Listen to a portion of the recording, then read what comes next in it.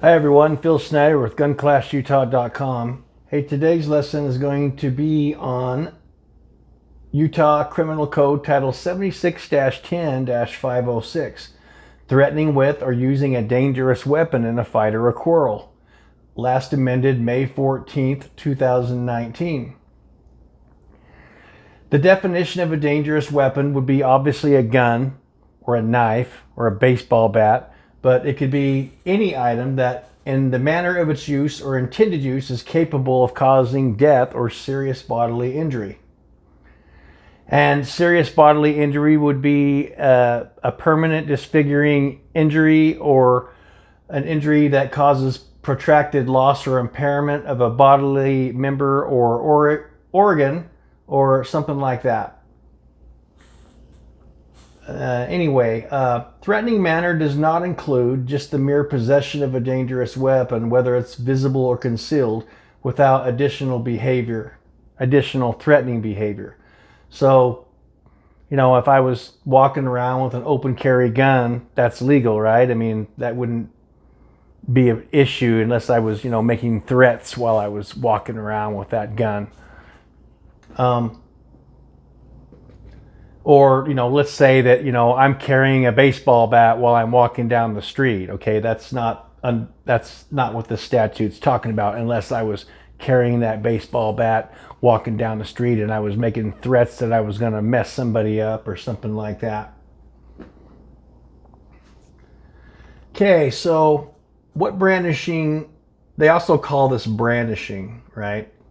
Probably heard this word a lot. It's a pretty serious charge. It's a Class A misdemeanor. It's just right under felony category.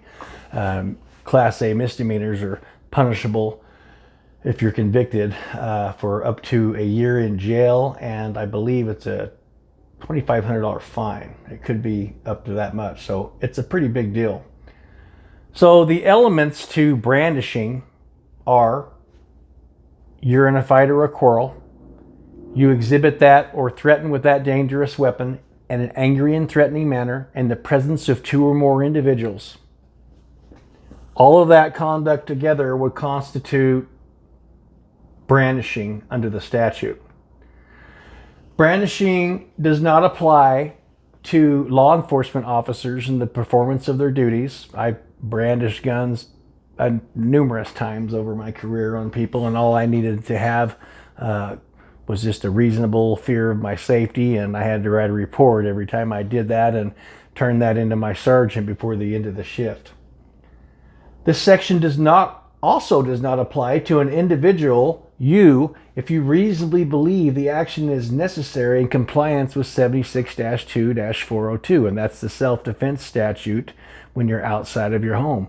So if you're out in public and you're at a bus stop or something like that, and some crazy person is messing with you, and they're threatening to you, and maybe they're approaching you aggressively with their fists or something like that, and you draw a gun on them and you tell them to stop, well, that sounds reasonable. Sounds like what a reasonable person would probably do.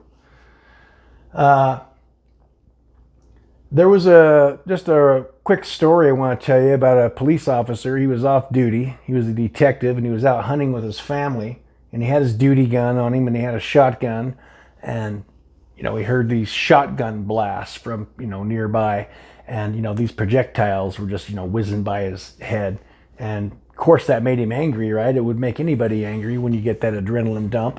And he goes over there and he finds this group of hunters over there. It was a family, and they had these young inexperienced kids shooting a shotgun in an unsafe direction, and he had the gun in his hand, and I believe it was held by his side, and he was just yelling at these people and demanding to know who fired these shots. And these kids were really upset, and the parents were telling him to put the gun away and that it was an accident, and he was, no, I'm not going to put the gun away. And anyway, this man threatened to call the police if he didn't do as he told. And he said, I am the police. He said, well, then show me a badge. He shows him a badge just briefly, and anyway, the fish cops get called on that. That's wildlife cops get called out there. They have jurisdiction and take a report, and there was a decision made somewhere down the line to charge this off-duty detective with brandishing, and he was convicted, and he appealed it, and it was held on appeal. And this detective, because he made a bad decision when he was off duty, he wasn't in the performance of his duties, that messed his career up for 3 years. Peace officer standards and training, who disciplines officers, suspended his law enforcement certification for 3 years. And it's my understanding that he got hired on somewhere else. And, you know, I knew this officer. I liked him. He was a nice guy.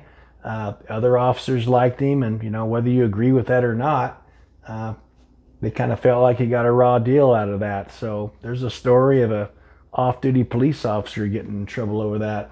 I think if he just would have immediately just put that gun away when he realized there was no more danger, he would have been fine. But, you know, that's what adrenaline does. And that's the danger when we're carrying guns, is that sometimes we want to pursue somebody well into when that threat is over with, and that's where we run into trouble.